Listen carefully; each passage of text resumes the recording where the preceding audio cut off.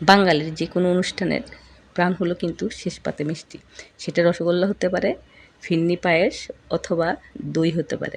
আজকে আপনাদের সাথে ওরকম একটা রেসিপি শেয়ার করব। হ্যালো এভরিওয়ান, কেমন আছেন সবাই? আশা করি পুরো ভিডিওটা জুড়ে থাকবেন। আজকে যে পায়েস রেসিপিটা আপনাদের সাথে শেয়ার করতেছি, এই পায়েস রেসিপিতে একটা সিক্রেট উপকরণ ব্যবহার করব, যাতে আপনার পায়েসটা আরও বেশি লোভনীয়, রাজকীয় এবং সুস্বাদু হয়। তো এটার জন্য আমি এখানে দেখুন চিনি গুঁড়া চাল, যেটা আমরা বাজার থেকে কিনে নিয়ে আসি, সেই চালটা নিয়েছি 1.5 কাপ। তো আপনারা যে কোনো ভালো ব্র্যান্ডের একটা পোলাও চাল ব্যবহার করতে পারেন, তাতে পায়েসের সুগন্ধটা অনেক বেশি বেড়ে যায়। আর এখানে ব্যবহার করতেছি আমি 1 লিটার গরুর দুধ। তো আপনারা চাইলে এখানে পাউডার দুধ, মানে যেটা আমরা গুঁড়ো দুধ, সেটাকে গুলিয়েও ব্যবহার করতে পারেন। তবে গরুর দুধ দিয়ে পায়েসটা করলে কিন্তু খেতে বেশ মজা লাগে। আমি গরুর দুধের সাথে যে চালটা নিয়েছি সেটা ধুয়ে পরিষ্কার করে সেটা একসাথে দিয়ে দিলাম, আর সাথে দিয়ে দিয়েছি এখানে এলাচ, দারুচিনি আর তেজপাতা, সাথে একটু লবণ দিয়ে আমি চুলাটা ধরিয়ে দিলাম। তো আমার কাছে মিষ্টি জাতীয় খাবারে কিন্তু একটু লবণ দিলে ভালো লাগে। আপনাদের কাছে যদি ভালো না লাগে আপনারা সেটাকে স্কিপ করতে পারেন। এখন এটা আমি একটু নেড়ে চেড়ে দিলাম, যাতে এটা ফুটে ওঠার পর্যন্ত ওয়েট করি এখন।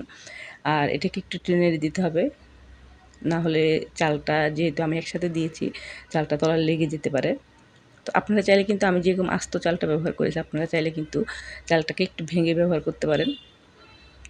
তো এটা এখন হতে থাকে, এখানে চালটা সিদ্ধ হতে থাক, সাথে দুধটাও কিন্তু ফুটে ফুটে অনেকটা কমে আসবে, মানে গাঢ় হয়ে যাবে। এইভাবে চালটাও সিদ্ধ হয়ে যাবে। যারা আসলে বাসায় পায়েস তৈরি করে খান তারা জানেন যে পায়েসটা কিন্তু আমরা খুব সহজ একটা সুস্বাদু লোভনীয় একটা, যদি মিষ্টি খেতে ইচ্ছে করে মিষ্টি জাতীয় খাবার, তখন কিন্তু আমার বাসায় চট করে কিন্তু পায়েসটা করি। বা জন্মদিনের অনুষ্ঠান পায়েস করতেছি, যে কোনো অনুষ্ঠানে কিন্তু আমরা শর্টকাটে যেই উপকরণ দিয়ে বানানো যায় মিষ্টি জাতীয় খাবার, সেটা হলো পায়েস। তো সেটা কিন্তু আমরা বাসায় সবসময় চেষ্টা করি যে এই জিনিসটা বানানোর জন্য। তো আমি ওটা ফুটতে দিয়ে এখানে দেখুন আমি 100 গ্রাম নিয়ে নিচ্ছি ফুল ক্রিম গুঁড়ো দুধ। এটা ডানো ফুল ক্রিমটা, আপনারা যে কোনো ফুল ক্রিম গুঁড়ো দুধ ব্যবহার করতে পারেন। এটা আমি এখন সামান্য একটু পানি দিয়ে ভালো করে গুলে নেব। আপনারা চাইলে এটা সরাসরি কিন্তু পাউডারটা পায়েসের মধ্যে দিয়ে ব্যবহার করতে পারেন, তবে দলা পাকিয়ে যাওয়ার সম্ভাবনা থাকবে, যার জন্য কিন্তু আমি এটা একটু আলাদা একটু পানি দিয়ে গুলে নিচ্ছি ভালো করে, যাতে দলা পাকিয়ে না যায় আর কি। তো এখন দেখুন এখানে আমার চালটা মোটামুটি সিদ্ধ হয়ে গেছে, আর দুধটাও কিন্তু জাল দিতে দিতে অনেকটা গাঢ় হয়ে গেছে। এখন আমি সেই গুলে রাখা গুঁড়ো দুধটা দিয়ে দিলাম, দিয়ে এটাকে খুব ভালো করে নেড়ে চেড়ে দেবো। আমার ভিডিওটা জুড়ে থাকবেন, স্টেপ বাই স্টেপ প্রত্যেকটা ধাপ আপনারা বুঝে যাবেন যে পায়েসটা কীভাবে সুস্বাদু করে তোলা যায়। আমি কিন্তু খুব ছোট্ট একটা উপকরণ দিয়ে সুস্বাদু করে তোলার চেষ্টা করেছি। তো আপনারা কিন্তু এভাবে কিন্তু বাসায় ট্রাই করতে পারেন। বাচ্চা থেকে বড় সবাই কিন্তু এটা খুব পছন্দ করবে। আর যে উপকরণটা আমি ব্যবহার করব, এটা দেওয়ার পরে কিন্তু এটা এত বেশি স্বাদ হয়, যে আপনার হাতের এইভাবে খাবে সে কিন্তু আপনার কাছে দ্বিতীয়বার আবার খেতে চাইবে। আমি গুঁড়ো দুধ দেওয়ার পরে এখানে কিন্তু কনডেন্স মিল্ক ব্যবহার করেছি। এখানে 1 কোটোর কনডেন্স মিল্কের আমি হাফ কোটোই এখানে দিয়ে দিলাম। আর পায়েসের মধ্যে কিন্তু যত বেশি দুধ ব্যবহার করা যায়, পায়েসের স্বাদটা কিন্তু আরও বেশি বেড়ে যায়। একটা কথা আছে না, যত গুড় তত মিষ্টি, সেই আর কি অবস্থা।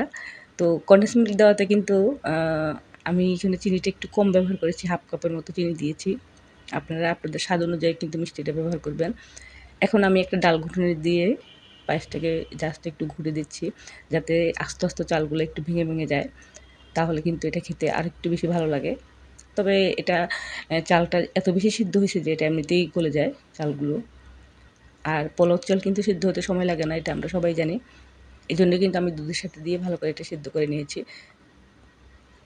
এই যে দেখুন আমার কিন্তু পায়েসটা প্রায় অনেকটা গাঢ় হয়ে গেছে। এখন আসুন যে সিক্রেট উপকরণটির কথা বলতেছিলাম, সেটা হলো ঘি। এই যে এখানে আমি 2 টেবিল চামচের মতো ঘি দিয়ে দিয়েছি একটা কড়াইয়ের মধ্যে। দিয়ে এখানে আমি কিছু উপকরণ ব্যবহার করব, যেমন এখানে ব্যবহার করতেছি ভেঙে রাখা কাঠবাদাম কিছু, জাস্ট হালকা আমি একটু একটু ভেঙে নিয়েছি। একদম খুব বেশি গুঁড়ো করবো না, আবার অনেক বেশি বড় রাখবো না, জাস্ট একটু 1-2 ভাঙা করে নিয়েছি আর কি। ওগুলো আমি ঘিয়ের মধ্যে একটু ভেজে নিচ্ছি। আর দিয়ে দেবো কিশমিশ। তো এই খাবারটা এত বেশি মানে লোভনীয় হয় শুধু এই ঘি এবং আপনার এই বাদাম এবং কিশমিশটা ব্যবহার করার জন্য। মানে ঘিয়ের মধ্যে আপনি যখন বাদাম এবং কিশমিশটা ভাজবেন, তখন ঘিয়ের ফ্লেভারটা বাদাম এবং কিশমিশের মধ্যে চলে যায়। আপনি যখন পায়েসটা খাবেন, আপনার দাঁতের নিচে একটা কিশমিশ বা বাদাম পড়বে, তখন কি ঘিয়ের ফ্লেভারটা, একটু একটা অন্যরকম একটা ফ্লেভার আসে আপনি যদি বানিয়ে না খান, কিন্তু একবার হলো এভাবে বানিয়ে খেয়ে দেখবেন। ঘির ফ্লেভার আর হলো পায়েসের যে আলাদা একটা ফ্লেভার হয়, মানে সব কিছু মিলেমিশে যে কী পরিমাণ এটাকে ভালো লাগে খেতে। তো আমি বাসায় প্রায় সময় যখন করি এভাবেই করি, তবে বেশিরভাগ শীতের সময় যখন পায়েসটা করি তখন কিন্তু আমি এইভাবেই করার চেষ্টা করি, একটু ঘির দিয়ে বাদামটা ভেজে কিশমিশটা ভেজে পায়েসে ব্যবহার করার জন্য। তো এটা এত বেশি লোভনীয় হয় এই জিনিসটা ব্যবহার কারণে, ছোট থেকে বড় সবার কিন্তু খুবই পছন্দ হয়। আমি এটা দেওয়ার পরে খুব ভালো করে নেড়ে চেড়ে মিশিয়ে নিচ্ছি। আমার পায়েসটা প্রায় হয়ে আসছে, অনেকটা গাঢ় হয়ে গেছে। আপনারা যারা এভাবে কখনো খাননি পায়েসটা, আপনারা একবারের জন্য হলেও ট্রাই করবেন বা পরিবারের সবাইকে খাওয়াবেন। দেখবেন যে ওরা আপনার কাছে আবার খেতে চাইবে এই পায়েসটা।